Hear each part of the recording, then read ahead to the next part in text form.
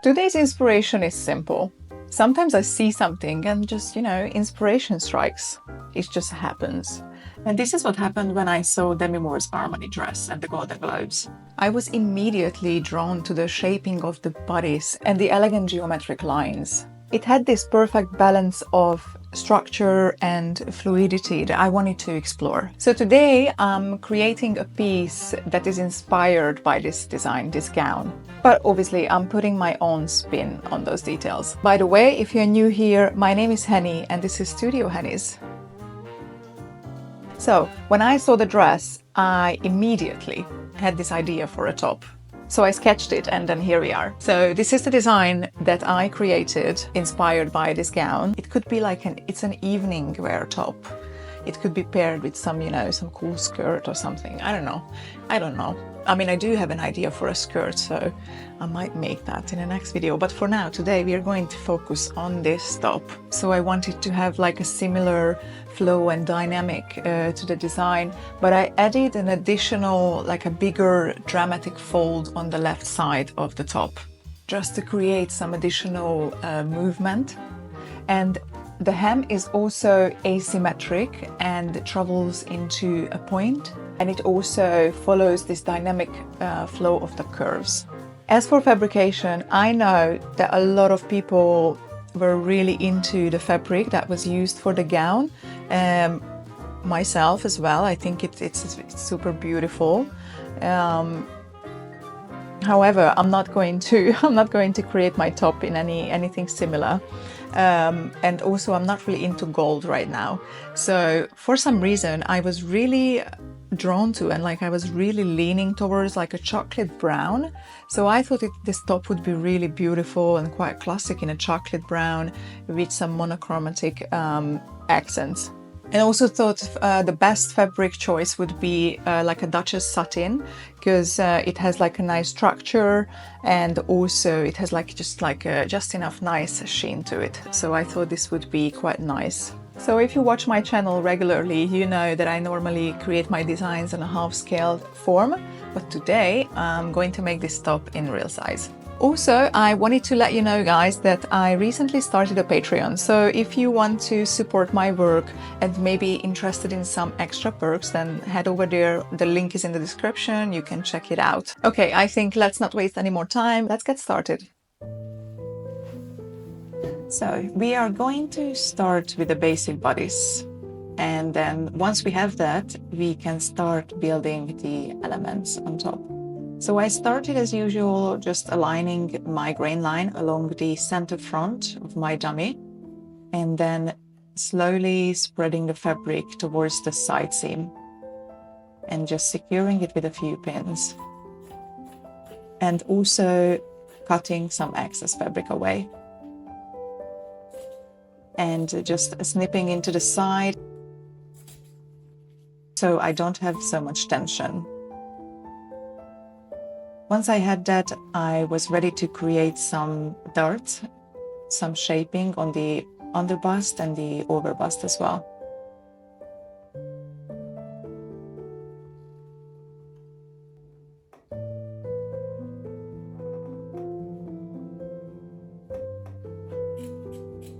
Also just snipping into the overbust area just to release some tension on the fabric. Once I was happy, I moved on to the back and I just did the same thing, just aligning my grain line with my center back and slowly spreading the fabric towards the side seam. Once I had that again, I just started to create some darts at the back as well, and also snipping into the fabric to release some tension.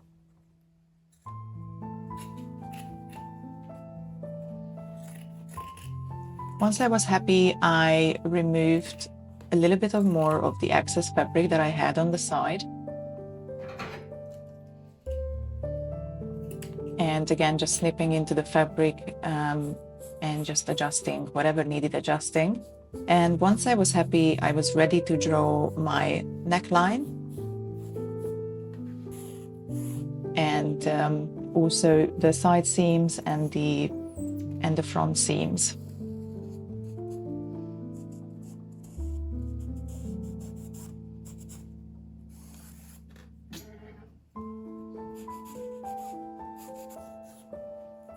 and also the hemline.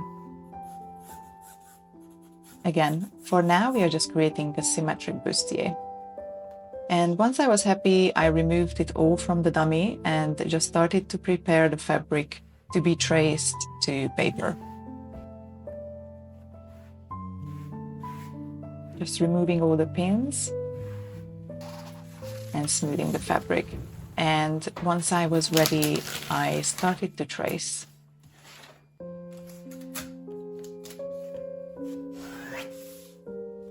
Just making sure that I smooth the lines as I go and also transfer all seam lines or notches, grain lines, or whatever I'm going to need for this process.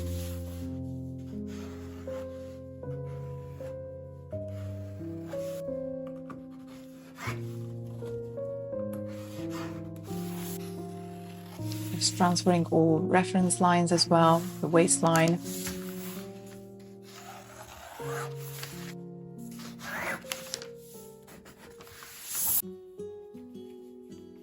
And once it was all done, I started to create a mock-up.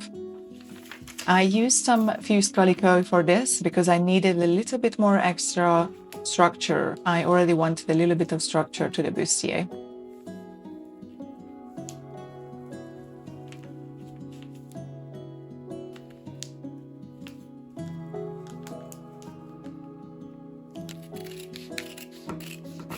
Honestly, I should really have a basic block for my dummy. I think I'm going to turn this bustier into a basic block, so I don't always need to, like, you know, restart the whole process. But I also enjoy sharing the process from start to finish with you guys.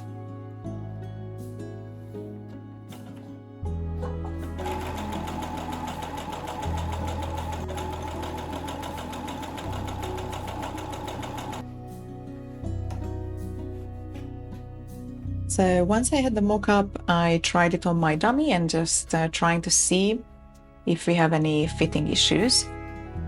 And I feel like, we had a bit of an imbalance issue. So I'm taking it away at the side, but at the same time, that makes it like too small. But I needed to like sort of like reshape the back. So I pinched at the side and then opened it at the back. And here you can see me adding a bit of fabric because I'm actually going to reshape that seam. And now I'm just adding at the center back as well. So now I'm just marking my new seam and just marking my new seam at the center back. It was a very tiny alteration. So I thought, this is fine. I am going to drape the other parts, because I can just do the alterations all together later. So now I just started to sort of map out the shaping of the stylelines, and also I wanted to see how high, like how far this folded area should reach, because we have two folds, right? We have a bigger one on the left side as worn, and the smaller one which is very similar to the one that Demi had on her dress on the right side. And I wanted to come quite low at the back. And here I'm just again marking where this bigger fold is going to be, and just roughly marking the other side as well. It's good to, you know, kind of visualize some proportions, even though those draped areas are not going to be like flat to the body, but it's good to see some outlines.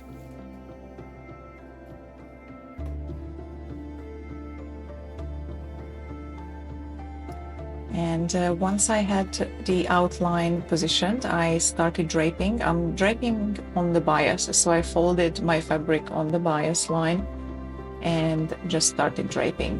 I'm not going to, like, I'm only actually going to drape the folded areas. Even though you can see I'm working with like a big piece of fabric now, I'm just gonna cut it all away. And only draping the folded areas, because the rest I'm going to trace it all together with the pattern. I don't know how much sense this makes, but obviously I am going to show you how the pattern is going to look, and as much as I can. So here you can see I'm trying to figure out this fold here.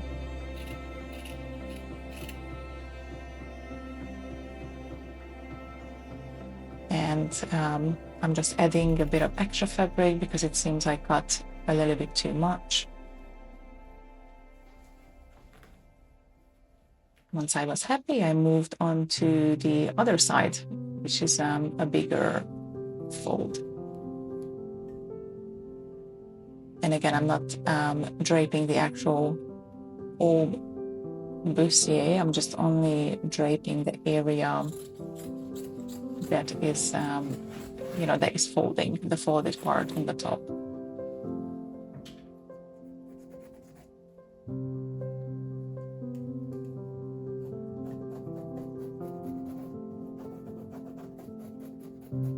And I'm just tracing the style line that is underneath, and then also making sure that I follow my sketch as much as possible. But of course, it's always possible to not follow the sketch if you don't like what you see on the dummy.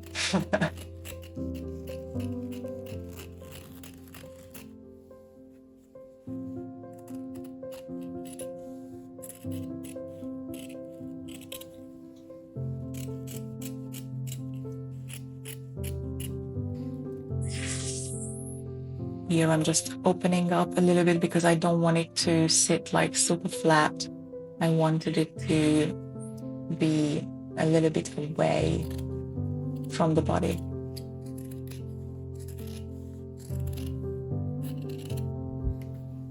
Later this area is going to have a little boning inserted, so that it kind of like stands up easier, and also it's going to have a canvas insert. Okay, so now when I was happy with the folds, I moved on to this peplum area, and this pointy peplum, I like to, when it's something like this, I like to shift it to the back a little bit. I think it's a lot more like flattering, because if you have like this point to the right on your side seam, I think sometimes that can look so weird and just stick out. I don't know, I don't like it. I usually try to shift it to the back a little bit. Okay, so just one final check before we move on.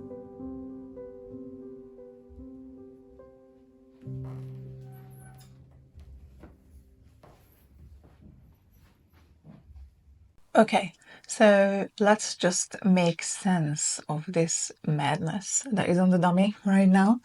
So what we are going to have is that we have this panel, right, that's going to get inserted.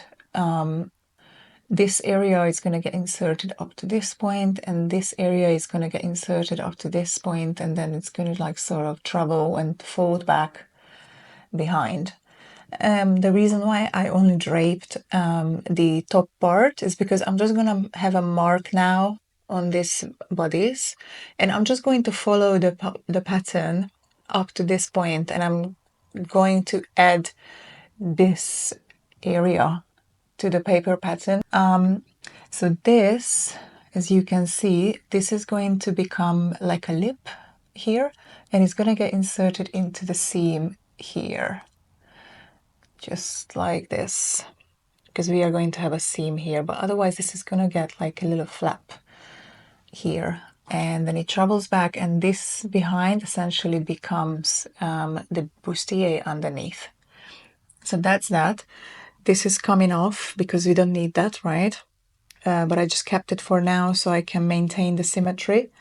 Even if you're making something that is asymmetric, you need to maintain the symmetry in terms of fit. There might be like slight adjustment here on the waist. I will see when I get there. But for now, we are going to maintain the symmetry. And I'm going to have a seam here to make sure that this fold is inserted into the correct area. I cannot bring it all the way to the side seam because that would interfere with the arm, so I'm going to have a seam here. So I'm going to have a seam here. I shifted the side seam towards the back a little bit because, as you can see, it was a little bit off.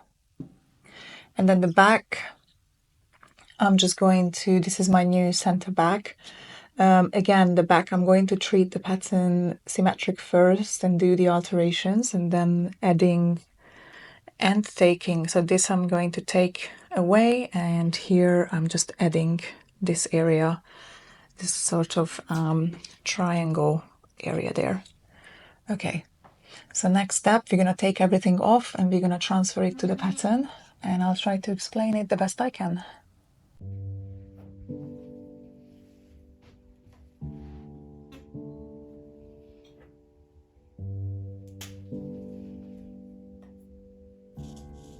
Right, so we were just ready to move on to the next step, and just draw all these style lines on the actual bustier underneath, because a lot of these lines right now are just my marking tape.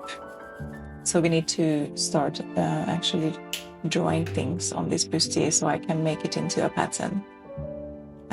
Obviously I'm just transferring all these style lines and then carefully just, removing these folded areas from the bustier. Obviously I have my reference lines, as you can see, where they initially joined. And then also I'm just cutting excess away that is not needed. So I'm just cutting along my drawn line. And again, just adding style lines and also adding notches. Notches, because we have a lot of intersecting things here, so we need a lot of notches.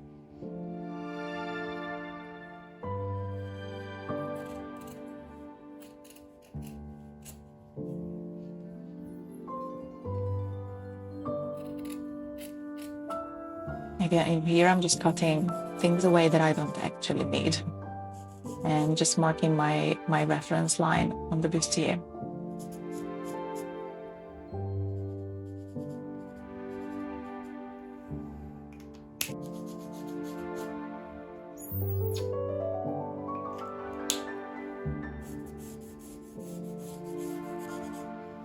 And then also marking my actual hemline that it's going to be.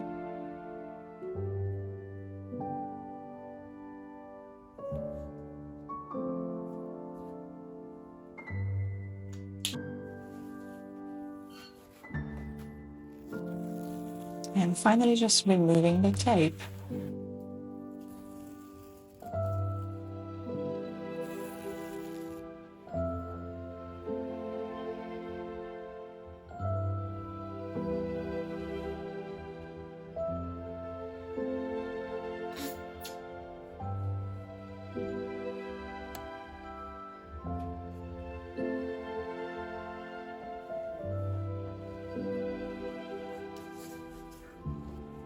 So once I removed everything from the dummy, I was ready to do the alterations and trace it and make it into a pattern.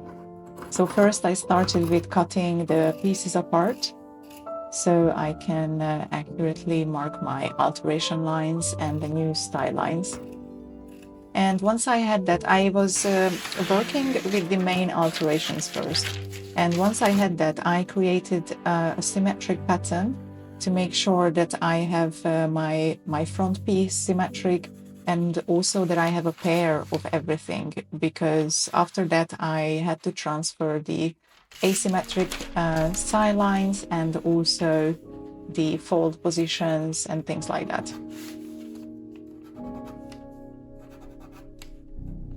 So once I got the pattern, I already added some seam allowance, because this pattern is going to serve as the basic facing pattern as well. So once I had that, I positioned my folded piece that I'm going to merge together with the main pattern. And once I had that, I could trace that piece and make it into a full pattern piece.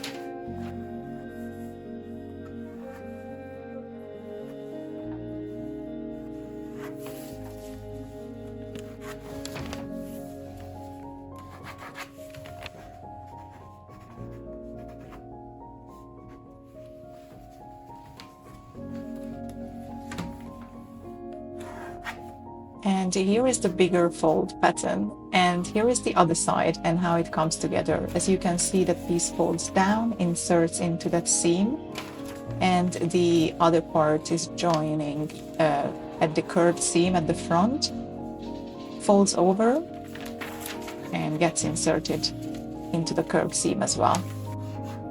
So what I had to do, just finish the pattern.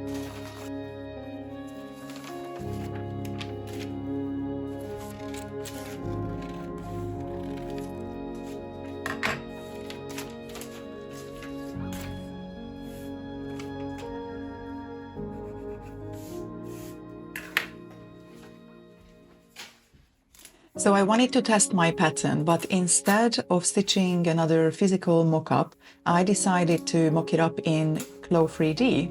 And for that, I needed to digitize my patterns, which is very simple. I usually just take a picture of my pattern pieces, laying flat and making sure that my image is straight, which is indicated by this cross in the middle of my phone. And then just bringing all the images into Flow 3D and tracing the outlines of my pattern. I normally also have a rectangle on each of my pattern pieces, like for example a 4x4 rectangle that can be used as a measurement reference. So once I had everything digitized, I just went and stitched it up in Flow 3D. I actually use Flow 3D a lot. I think it's a very useful tool. It saves time and money because you don't use any fabric, obviously. And yeah, it's a very handy and accessible tool. I really recommend it. And you can see my 3D rendering of the top.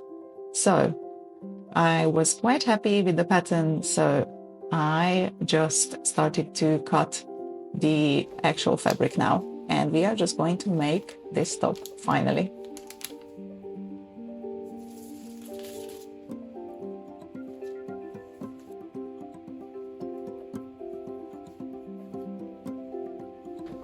Of course, I actually cut this front piece the wrong side up, so I had to recut this later. But hey, these things happen. Even though I had it marked on my pattern that I need to flip it. But I guess I just kind of somehow missed it.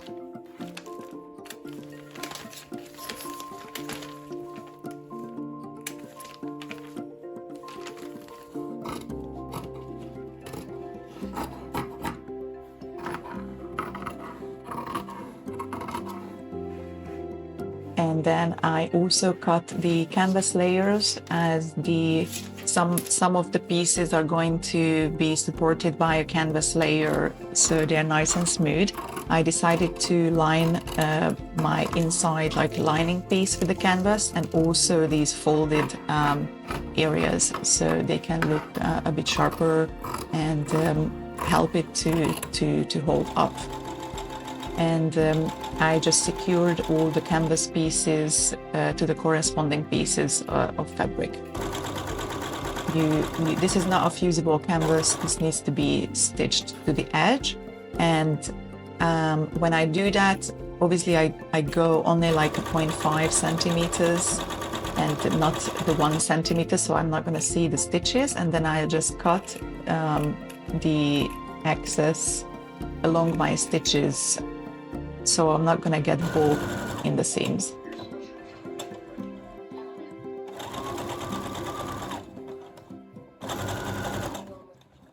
And then I started to add the bonings to the facing pieces.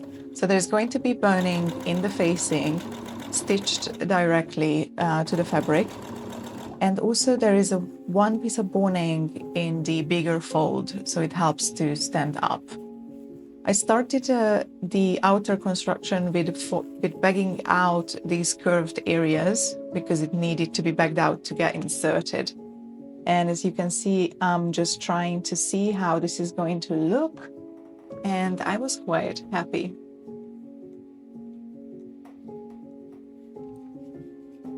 I love to see when a piece starts to come together, you know, like you just imagine something and then it's just there.